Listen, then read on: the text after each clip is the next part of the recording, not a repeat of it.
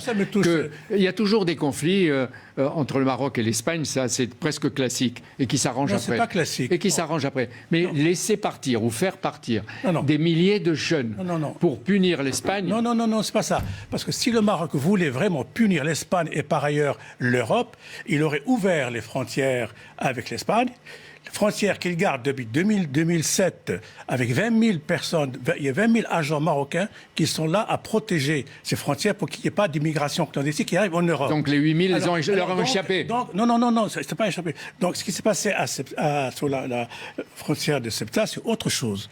Ça ne dépend pas de la surveillance des frontières pour laquelle le Maroc a toujours été présent. C'est la police. C'est-à-dire que c'est une faute de la police ou du gouvernement marocain? Non, je pense que c'est une négligence de la police. Une négligence? Il y aura une enquête pour savoir ce qui s'est passé réellement.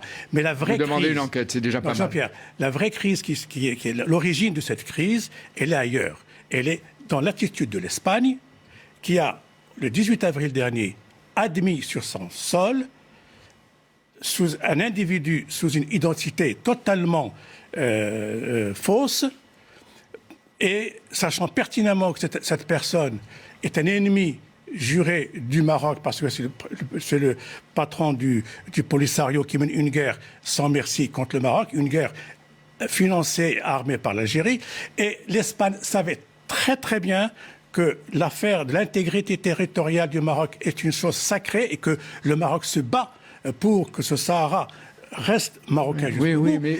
Et savait très bien en faisant ça que le Maroc n'allait pas... Bon, mais Joe Biden, après Donald Trump, ont accordé, avec les accords d'Abraham, la souveraineté au Sahara. Oui. Bon, mais quand vous dites presque c'est bien fait pour l'Espagne, ils s'y attendaient, ça veut dire qu'on s'est servi des migrants pour faire pression sur eux? Non, il n'a pas fait pression sur l'Espagne, parce que s'il voulait faire vraiment pression, il aurait ouvert les autres frontières, qui sont beaucoup plus importantes. C'est-à-dire Gibraltar, qui est à 14 km de Tanger. Non, mais le problème, c'est que il faut rappeler aux gens, parce qu'ils ne savent pas peut-être que Ceuta, en arabe Ceuta, est une terre marocaine. C'est une ville marocaine. Depuis des siècles. Oui, depuis toujours, c'est marocain. Et elle est occupée par l'Espagne depuis 500 siècles. Est-ce que c'est normal qu'un pays européen, aujourd'hui, colonise en toute clarté, toute simplicité, deux villes marocaines? C'est pas normal. D'ailleurs, les Européens devraient...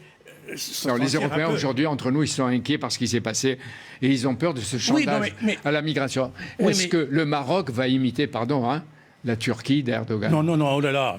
On n'a rien à faire avec Erdogan. Erdogan, c'est un dictateur islamiste qui n'a rien à voir avec le Maroc. Non, la politique marocaine n'a rien à voir avec celle de la Turquie, j'espère bien. Non. Le vrai problème, c'est de savoir si l'Espagne a envie de garder des relations normales avec ce pays, avec le Maroc, parce qu'elle a occupé l'Espagne, le Sahara, jusqu'en 1975. Elle est partie d'une manière très bâclée, parce qu'il y avait Franco qui était en train de mourir, et puis après, il dit, nous, on n'a rien à faire là-dedans. Entre-temps, on apprend que l'Algérie, évidemment, a bien su parler aux Espagnols et que le prix du gaz a été beaucoup plus sympathique pour les Espagnols. Et ce sont des intérêts qui sont en jeu. Vous avez dit tout à l'heure que vous étiez bouleversé par les images. Mais si on est bouleversé, on refuse que les migrants servent dans ce type de bagarre politique ou diplomatique. Mais personne ne va justifier cela. Personne. Ce qui s'est passé, c'est un malheur réel. Mais je ne dis pas que ça a été fait exprès uniquement pour jeter les gens dans la mer. Est-ce que vous avez vu ce qu'ont fait les soldats espagnols en jetant des adolescents dans la mer avec des bastonnades? Aussi, ils ont été horribles. Les mineurs, ils sont obligés de les garder. Et on les retrouve, ils rentrent par Ceuta, on les retrouve à la porte de la chapelle. Il faut faire attention. De toute façon, ils ont tous été refoulés au Maroc parce que vous savez très bien qu'en 2015, le Parlement espagnol a voté une loi spécifique pour Ceuta et Melilla où on a le droit, les autorités ont le droit de renvoyer d'une manière à chaud tout immigré clandestin, ce qui n'est pas faisable dans le territoire espagnol. Mais c'est une loi exclusive pour Ceuta et Melilla. Même question qu'à Mohamed Moussaoui. Est-ce que c'est la décision du roi Mohamed VI? Il y a une décision? Ou est-ce que c'est le gouvernement et vous avez dit, vous voulez une enquête? Oh, moi j'espère. de toute façon, moi, le Maroc peut décider une enquête. Je pense pour que, savoir que le roi ne s'occupe pas de ces petites choses-là. Enfin, ça, c'est pas, il donne les directives, mais il ne s'occupe pas de cette crise-là. Il ne s'occupe pas des institutions marocaines, il est au-dessus. C'est beaucoup plus simple. Certainement, la négligence de la police, c'était pendant la fête de l'Aïd, et les gens, peut-être qu'ils ont laissé passer, et peut-être que ça a été fait, c'est maladroit. Si c'est ça, il faut leur donner la fessée. Il ne faut pas un gouvernement prendre une décision pareille. Mais il reste que les 2 tiers sont des jeunes Marocains. Il y a des îlots de pauvreté. Bien sûr, et la crise... Même si le roi du Maroc a essayé de réhabiliter le Nord. Mais là... Oui, écoutez, le Covid a vraiment appauvri beaucoup de gens, surtout dans le Nord. Et je comprends qu'il y a eu beaucoup de pauvreté, beaucoup de gens qui sont malheureusement candidats à cette immigration clandestine qui est horrible. Et par ailleurs, n'oublions pas que le Maroc, il a régularisé plus de 30 000 subsahariens africains. Lui aussi, il a des problèmes. Il est débordé en son sein par des immigrés qui viennent du sud de l'Afrique, enfin du subsaharien. C'est-à-dire qu'il y a le sud qui est en train de remonter vers le nord, en Algérie, dans tout le Maghreb et au Maroc. Il régularise les Africains qui viennent chez lui, il les intègre.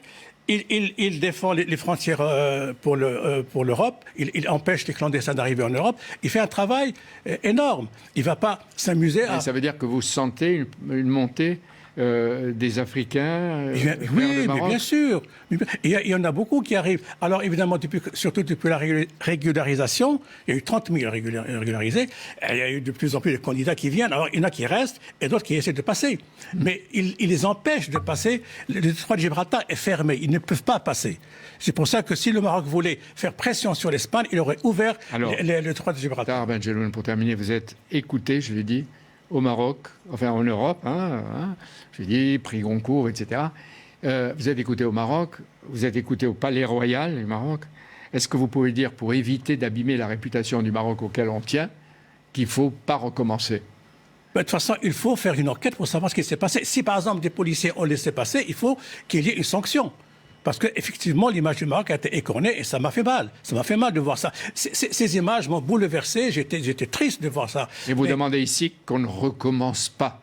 De toute façon, il n'y a pas à recommencer. De toute façon, c'est illégal. Parce qu'il va y avoir des vagues de migrants pendant cet été, d'après les experts. C'est absolument horrible ce qui s'est passé. Et de toute façon, encore une fois, c'est une crise entre l'Espagne et le Maroc sur le problème d'intégrité avec des conséquences sur l'Europe et la France. Du Maroc. C'est le Sahara qui est en cause. Parce que l'Espagne a changé sa position et n'a pas voulu être dans son aide, dans son amitié avec le Maroc. Une amitié tronquée. Il y a un fait qui va nous réconcilier tous, c'est le foot. Tout le monde doit regarder le foot, l'Euro du foot. Où vous allez suivre le foot, cher Giroud ? L'Euro ?